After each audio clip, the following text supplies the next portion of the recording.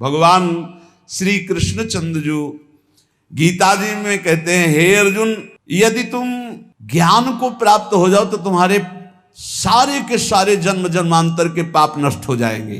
अपि चेदसि पापेभ्या सर्वेभ्या पाप कृतमः सर्वम ज्ञान प्लवेनैव ब्रजिनम संतिष्यसि।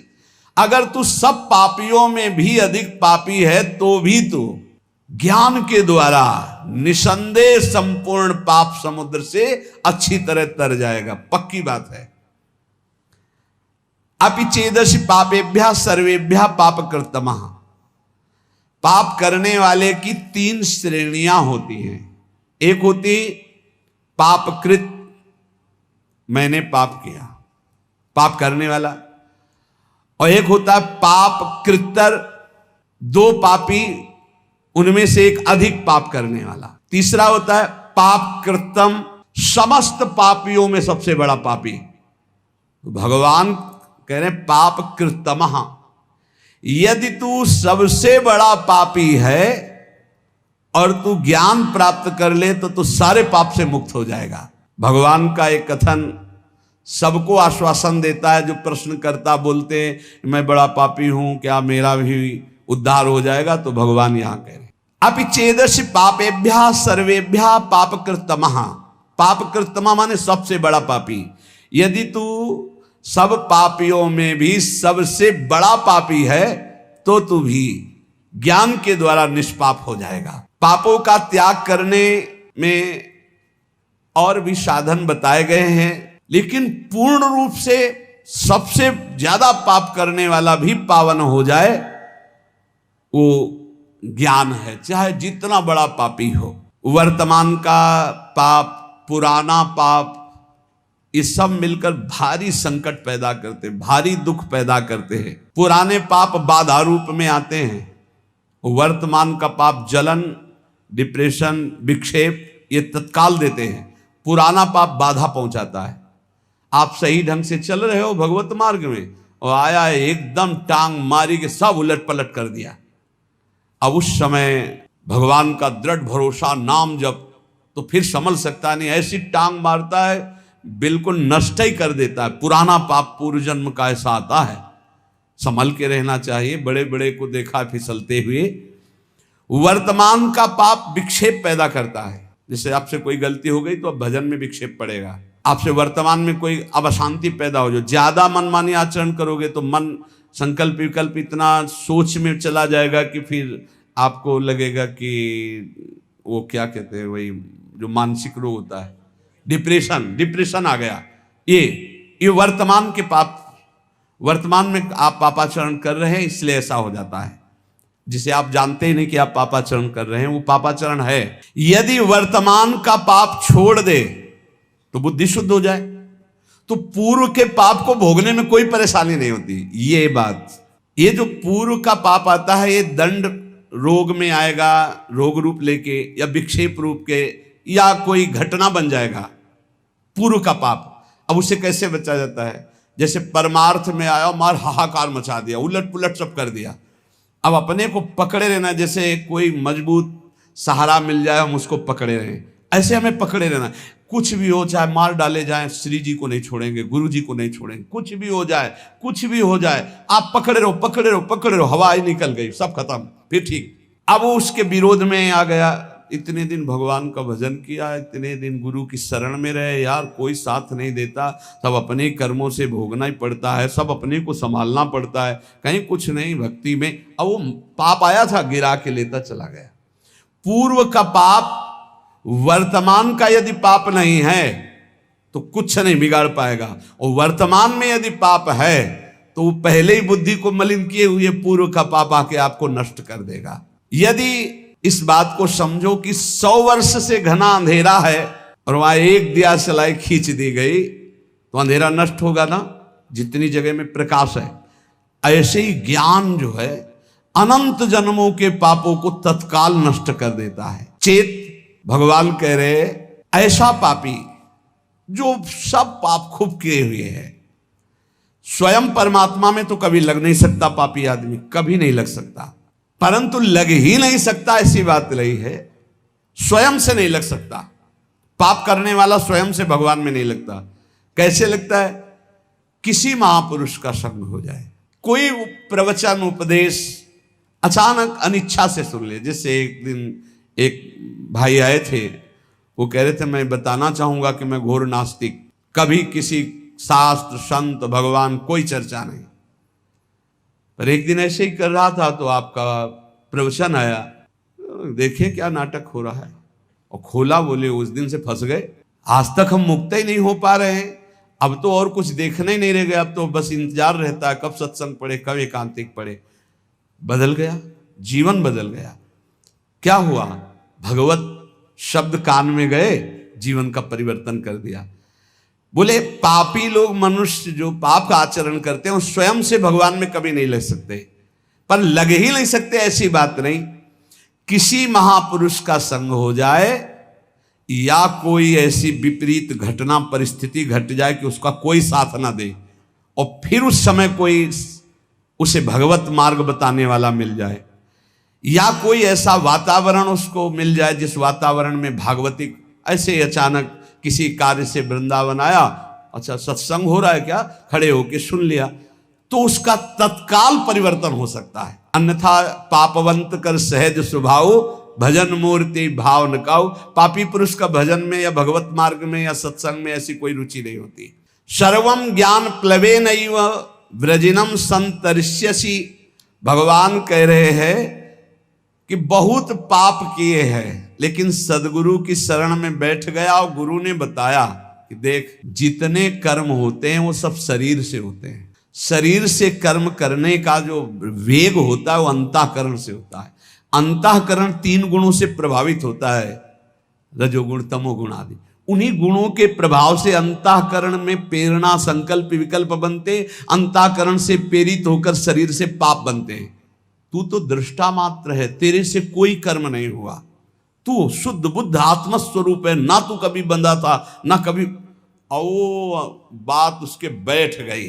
मूला भावे कुतः शाखा, मूल से ही काट दिया कि तू करता ही नहीं है। जे ही गुरुजनों ने ऐसा उपदेश किया तो स्वतः सिद्ध ज्ञान स्वरूप जीवात्मा है, जो भगवान का अंश है वो ज्ञान स्वरूप है। जे ही उसको ये ज्ञान हुआ कि अरे मैं तो बड़ा भ्रम से फंसा हुआ था, अब तो शरीर से पाप होने नहीं देंगे और अंतःकरण में कोई पाप संकल्प बनने नहीं देंगे, क्योंकि अभी तक मैं समझ रहा था कि मैं ही करता हूं। अरे ये तो अंतःकरण गुणों से प्रभावित होकर गुणानुगुण वर्तन्ते मनुष्या पार्थ सर्वसा। अब नहीं, अब इस नौका में कोई छेद नहीं। ज्ञान रूपी नौका में बैठ गया, गुरु रूपी खवैया ने ऐसा डांड मारी कि भंवर से नैया पार हो गई। एक भी उसे पाप का फल नहीं भोगना पड़ेगा। ये ज्ञान का बहुत, मैं शुद्ध बुद्ध आत्म स्वरूप हूं, ये जहां बोध हुआ। पर इसके लिए बस ये कि कोई घटना घटे उसके जीवन में, किसी संत की शरण में आ जाए या कोई सत्संग का ऐसा मिले जिसके आकर्षण होकर संत की शरण, बिना किसी महापुरुष के शरण में हुए ये ज्ञान तो हो ही नहीं सकता। और अगर ज्ञान हो जाए तो भगवान कह रहे हैं अपि चेदसि पापेभ्यः सर्वेभ्यः पापकृतमः सर्वं ज्ञान प्लवे नैव व्रजिनम संतरिष्यति। वास्तविक आप सच्ची मानिए, पाप कैसे नष्ट हो जाते हैं। जैसे स्वप्न में हमने 500 कत्ल किए, तो जब जगे तो ना भागवतिक पाप लगेगा और ना भारतीय संविधान में दंड दिया जाएगा कि स्वप्न में तुमने 500 कत्ल किए, चलो तुम्हें फांसी की सजा होगी। कभी ऐसा नहीं हो सकता। ऐसे ही उमा का हूं मैं अनुभव अपना, सत हरि भजन जगत सब सपना। जब ज्ञान हो जाता है तो जैसे स्वप्न का कहीं भी दंड नहीं मिलता, ऐसे ही जागृत अवस्था का किया हुआ कुछ भी कर्म उसको बंधन में नहीं डाल सकता, सब भस्म हो जाते हैं। भगवान की जो भक्ति है, इन्हीं के पुत्र का नाम ज्ञान है। ज्ञान वैराग्य भक्ति के पुत्र है ना। शुद्ध ज्ञान होता है भगवान के चरणों से चित्त जोड़ने से, नाम जप करने से। अगर भगवान का भजन ना हो तो शुद्ध ज्ञान नहीं हो सकता। आगे भगवान कह रहे, हे अर्जुन, जैसे प्रज्वलित अग्नि ईंधनों को सर्वथा भस्म कर देती है, ऐसे ही ज्ञान रूपी अग्नि संपूर्ण कर्मों को सर्वथा भस्म कर देता है। ध्यान रहे, चालबाजी से नहीं होता है। चालबाजी से मैं शुद्ध ब्रह्म हूं, मैंने पाप नहीं किया, मैं तो दृष्टा मात्र हूं, शरीर नहीं हूं, ठीक है। बढ़िया। अब बीच बाजार में थप्पड़ियाए जाओगे, बुरा नहीं लगना चाहिए, तुम शरीर नहीं हो, तुम शुद्ध बुद्ध आत्मा हो, पिटाई तो शरीर की हुई, नहीं बुरा लगा ना, पाप नष्ट हो जाएंगे तुम्हारे। रबड़ी रसगुल्ला खाओ तुम और पाप नहीं, मैं तो दृष्टा मात्र हूं, तो ठीक है, तुम्हारा अपमान भी होगा, तब दृष्टा मात्र रहना। शुद्ध ज्ञान हो जाए तभी पाप नष्ट होगा, बाणी वाले ज्ञान से पाप नष्ट नहीं होता, ध्यान रखना। भगवान कह रहे नहीं होता है ऐसे ज्ञानी, बहुत विचित्र ज्ञान होता है, बहुत अलग अलग ज्ञान होते हैं, हमने देखा है इसको, बहुत ज्ञान भी विविध प्रकार, गुरु के चरणों के आश्रय से जो ज्ञान होता है, भगवान के भजन से जो ज्ञान होता है, वही शुद्ध ज्ञान होता है। नहीं, ज्ञान भी फंसा देता है, ज्ञान भी फंसा देता है, वो आप लोग जल्दी नहीं समझ पाएंगे, ज्ञान भी फंसा देता है। जब फंसने का नंबर आता है तब वो दृष्टा रहते हैं, और जब भोगने का नंबर आता है तो भोगता रहते हैं। तो चतुर शिरोमणि भगवान से नहीं बच पाओगे, फिर वो भी भोगना पड़ेगा। अवश्य में भोक्तव्यम कृतम कर्म शुभाशुभम। यथई धामसी समिध्योग्निर्भस्मसात् कुरुते अर्जुन, ज्ञानाग्नि सर्वकर्माणि भस्मसात् कुरुते। तथा परम सत्य बात, अर्जुन जैसे प्रज्वलित अग्नि ईंधन को सर्वथा भस्म कर देती है, ऐसे ज्ञानाग्नि संपूर्ण कर्मों को भस्म कर देती है। पीछे भगवान ने कहा कि पाप समुद्र है और ज्ञान नौका है, तर जाओगे। तो लगा कि शायद समझ ना पाए, तब भगवान ने कहा कि पाप ऐसा समझ लो कि तृण का पहाड़ है और ज्ञानाग्नि है, ज्ञान अग्नि है, एक क्षण में भस्म कर देगी। ज्ञानाग्नि सर्वकर्माणि भस्मसात् कुरुते। तथा जैसे ढेर सारा पहाड़ लगा हो, काष्ठ का, तृण का, रुई का, और एक दिया सलाई लगा, सब भस्म हो गया, ऐसे एक ज्ञान, केवल ये, मैं स्थूल शरीर नहीं हूं, मैं सूक्ष्म शरीर नहीं हूं, मैं कारण शरीर नहीं हूं, मैं आत्म स्वरूप हूं, आ गया ज्ञान। बहुत कठिन है, इसी के, यही गंगा किनारे का जीवन था, ये बहुत कठिन भाई। जब भूख लगती प्राणों को ना, तब दृष्टा नहीं रहता, भोगता रहता है कि यार कहीं एक रोटी मिल जाए। तो जब प्यास लगती है ना, तो ये चिंतन नहीं रह पाता कि प्यास तो प्राणों का धर्म है, मेरा धर्म थोड़ी, तो फिर लगता है। बहुत विचित्र है। शरीर आसक्ति गुरु कृपा से, गुरु सेवा से नष्ट होती है। जब तत्व ज्ञान हो जाता है तो संचित क्रियमाण सब भस्म हो जाता है, और प्रारब्ध का भी मिटिया मेट हो जाता है। मिटिया मेट जब शरीर है नहीं है तो प्रारब्ध शरीर भोगेगा, हम तो भोगेंगे नहीं। बहुत कठिन है, बहुत कठिन। बातें बनाना बहुत सरल नहीं। जब चक्कर आता है तो शरीर को नहीं आता, मुझे आता है। नहीं, पीड़ा होती तो मुझे होती, ऐसा अनुभव देखो। और ये बिल्कुल अलग है शरीर। कहते हैं जैसे मेज अलग है, ऐसे अलग है। देखो अभी कहा था ना, जैसे बेटा तू सवारी में बैठा है तो तू सवारी थोड़ी हो गया, तो सवारी अलग है और हम अलग है। ऐसे शरीर अलग है और हम अलग है। पर सवारी को और शरीर को जब देखो तो बहुत अंतराय नजर आता है। भाई सवारी का अगर पहिया टूट गया तो मेरा थोड़ी टूट गया, अगर टांग टूट गई तो मेरी टूट गई, ऐसा लगेगा ना। ये राग बहुत जोर का शरीर में है, यही गुरु कृपा से नष्ट होता है। इसीलिए गुरु साक्षात परब्रह्म कहा गया। परब्रह्म परमात्मा तत्व मोते यदि गुरु ही जी जानी, कि मायाधीश की माया ने फंसा दिया और गुरु रूप में मायाधीश ने मुझे मुक्त कर दिया। ये गुरु कृपा से होता, पढ़ने लिखने से नहीं होता, अपने आप से अपने आप का बोध होता है। ये किसी करण से नहीं होता, ये तत्व बोध हो किसी करण से नहीं होता कि बुद्धि से हुआ, मन से हुआ, चित्त से हो, नहीं। ये करण निरपेक्ष ज्ञान है, वो गुरु कृपा से होता है। अब ये प्रसंग चल रहा है इसलिए चर्चा चल रही। तत्व ज्ञान रूपी अग्नि संचित को, क्रियमाण को, दोनों को भस्म कर देती है, प्रारब्ध का मिटिया मेट कर देती है। अग्नि में काष्ठ अत्यंत तीव्र गति से भस्म होता है। अग्नि सूखा काष्ठ हो तो ऐसे पाप का पहाड़ लगा है, ज्ञान के द्वारा नष्ट। जैसे जैसे आपका भजन बढ़ेगा वैसे वैसे तुम्हारी अरुचि होती जाएगी, संसार से भी, शरीर से भी। शरीर भी प्यारा नहीं, खान पान सोना जागने सब कड़ुआ लगने लगेगा। किसी से बात करना, मिलना जुलना, फिर उस स्थिति में भी रहते हुए वो सब व्यवहार के कार्य करता रहता है, पर वो अनासक्त रहता है अपने शरीर से, संपूर्ण संसार से, संबंध विच्छेद हो जाता है ज्ञान के द्वारा अंदर ही। संबंध विच्छेद होते ही वो अपने को ब्रह्म स्वरूप देखता है अपने आप से। अब ये कैसे समझ में आएगा? भजन करो तब अपने आप से ब्रह्म स्वरूप। जैसे एक भाई कह रहे थे कि अब हम जान गए आपको। भाई जान गए? हमें जान गए? नहीं नहीं नहीं नहीं, अपने को जान गए। भाई तुम अपने को जान गए? बोले नहीं। तो हम कहा क्या जान गए? तो पता नहीं। ये आजकल जो ज्ञान पढ़ लिया जाता है ना, और जब आंख में आंख डाल करके बात करो ना मिला के एकदम, तब फिर वो जान गए आप। नहीं, वो अपने आप सत्य निकलेगा उस समय। जैसे नहीं होता किसी को वशीकरण कर ले, फिर वही बोलेगा जो स्थिति है इसके। वो एक इंजेक्शन लगाया जाता है जिससे सत्य बुलवाया जाता है। वो एक क्रिया होती जो सत्य बुलवाया जाता है। वैसे लगा करके वैसे पूछा जाता है तो वो वही बोलता है जो उसके अंदर चलता रहता है सत्य। वो नारकोटिक है, ऐसे कुछ होता है। हाँ, ऐसे अपने यहाँ भी होता है। जब गुरुजन आंख में आंख डालते हैं तो हाँ, परम पद कोटि बोले नारकोटिक है, नरक वाली बात का है। वो अपने आप वही बोलेगा जो स्थिति है।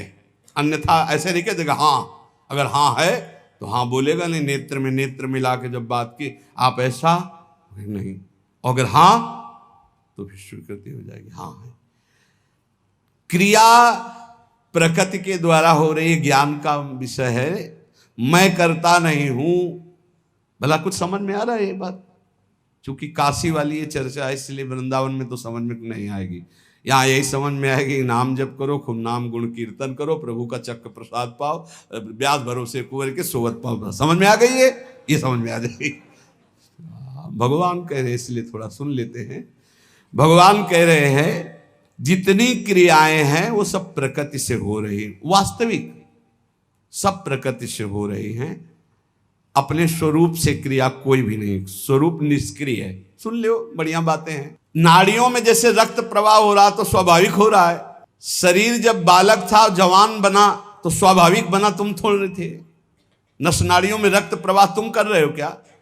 बालक अवस्था से जवानी अवस्था में शरीर गया तो तुमने किया क्या? किस तारीख को तुमने जवान बनाया शरीर को? नहीं। एक भगत जी आए थे, बोले एक लड़का हमारा भगवान का भगत है, और ऐसे कहते जा रहे थे।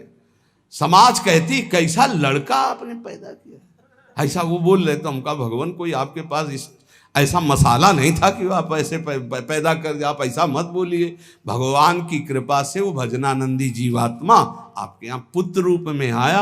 आप इतना मैंने बोले लोग कहते हैं कि आपने कैसा बालक पैदा किया है। हम कहा ऐसा हो तो 10-20 और पैदा करके दो, फिर तो हम हाँ भारत के कोने कोने में महात्मा फैल जाएं। स्वाभाविक होता है भैया। भगवान कह रहे हैं अपनी जैसे नस नाड़ियों में रक्त संचार हो रहा, तुम करते हो क्या? कोई अपनी नस नाड़ियों में रक्त संचार कर रहा है क्या? स्वाभाविक हो रहा है। बाल्यावस्था से जवानी, जवानी से बुढ़ापा तुम करते हो क्या? नहीं, स्वाभाविक हो रहा है। श्वासों का आना जाना स्वाभाविक हो रहा है। भोजन पाते हो, अंदर जाकर स्वाभाविक पच रहा है। जैसे ये सब क्रियाओं में तुम करता नहीं हो, ऐसे बाहरी क्रियाओं में भी तुम करता नहीं। शुभ अशुभ दोनों भी तुम्हारे द्वारा नहीं हो रही। ये सतोगुण, रजोगुण, तमोगुण की 3 माया की वृत्तियों के द्वारा हो रही। अगर ये ज्ञान हो जाए तो अभी तुम मुक्त हो जाओ कर्ता भाव से, तुम्हें कोई दंड नहीं भोगना पड़ेगा। बोले आज से हम बोल देंगे कि प्रकृति करती है, मैं थोड़ी करता हूं, फंस जाओगे। ये अंदर की वृत्ति है। अच्छाई और बुराई ये तभी तक रहती है जब तक अज्ञान रहता है, और जहां ये ज्ञान हो जाता है तो ना अच्छाई रहती ना बुराई रहती, वो ब्रह्म स्वरूप रहता है। ये जो लौकिक गुण दोष हैं दोनों से परे हो जाता है, वो गुणातीत महापुरुष हो जाता है। अगर ज्ञान की बात को लगाया जाए ऐसे व्यर्थ की क्रियाओं में कि मैं करता नहीं हूं, तो पिटाई बहुत जोर की भगवान कराते हैं। खाना पीना, चलना बैठना, देखना बोलना, ये क्रियाएं सब हो रही माया के द्वारा, तुम करता नहीं हो। ये तुम भी माया शब्द है, पर माया के प्रभाव से अपने को सब करता मान लेते नहीं, सब करता मान। कितना बढ़िया हमने गाया, कितना बढ़िया हमने बनाया, कितना बढ़िया हमने ये सब हमने और जब कोई गलत कुछ हो जाता है तो बोले उसकी सत्ता के बिना पत्ता नहीं हिलता, तो ये गलत हुआ तो और भी पत्ते हिलेंगे, अभी पिटाई वाले पत्ते भी हिले। अच्छा किसने किया? मैंने। और बुरा किसने किया? बोले उसकी सत्ता के बिना पत्ता नहीं हिलती। तो उसकी सत्ता में नर्क भी है, रोग भी है और कानून विभाग भी है। ये ज्ञान को समझना, बहुत इस ज्ञान का दुरुपयोग कर रहे हैं। ज्ञान को समझना है। जैसे हम श्वास लेना, भोजन पचाना, रक्त संचार करना, शरीर का बालक से जवान होना, कहीं हम नहीं हैं, ऐसे हम किसी कर्म में भी करता नहीं है, सच्ची बात। पर माया के प्रभाव से हम अपने को कर्ता मान लिए गए। इसी कर्ता से कर्म बने, कर्म के कारण वो बंध गया, ना बंधना हुआ भी बंध गया। यद्यपि मृषा छूटति कठिनाई। यही तत्व ज्ञान गुरु के चरणों में होता है। जब गुरु के चरणों में बैठा जाता है, उनकी आज्ञा पालन की जाती, तो ये ज्ञान करवाए या न करवाए, सच्ची कहते हैं अगर आप साधन में लगोगे तो रोज आपको अनुभव होने लगेगा, मैं शरीर नहीं हूं, नहीं मैं नहीं हूं, मैं तो शुद्ध बुद्ध भगवान का अंश हूं। पहले ये आएगा, धीरे धीरे धीरे फिर वो परमात्मा स्वरूप का बोध होता है। तत्व ज्ञान जब जागृत होता है तो अनेक जन्मों के संचित कर्मों को भस्म कर देता है, क्योंकि सभी संचित कर्म अज्ञान के द्वारा माने गए थे। और जहां ज्ञान हुआ तो अज्ञान जो कर्मों का आश्रय था, आधार रूप था, वो अज्ञान, अहंकार, अविद्या सब भस्म हो गई। ये बहुत आनंद है। वैराग्य में जो आनंद है वो कोई त्रिभुवन पति होने पर भी नहीं जान सकता। और जो वैराग्य के बाद ज्ञान में आनंद है उसका क्या कहना, और जो बोध में आनंद है फिर उसका क्या कहना, और फिर जो प्रेम में आनंद है वो तो पूछो ही मत। ये भोगी पुरुष जान ही नहीं सकते कि त्याग में क्या, वैराग्य में क्या आनंद है। फिर ज्ञान में, फिर बोध में है रोज नवीन उन्माद सुख का होता है, नवीन उन्माद। क्रियमाण कर्म सब अकर्म हो जाते हैं, अनंत जन्मों के संचित भस्म हो जाते हैं, और प्रारब्ध जो अनुकूल प्रतिकूल घटना लेकर के आता है वो शरीर तक रहता है, स्वरूप तक नहीं। से तीनों बेकार हो गए। क्रियमाण, प्रारब्ध, संचित तीनों नष्ट हो जाते हैं ये ज्ञान होने पर कि मैं आत्मस्वरूप हूं, मैं स्थूल सूक्ष्म कारण शरीर नहीं हूं।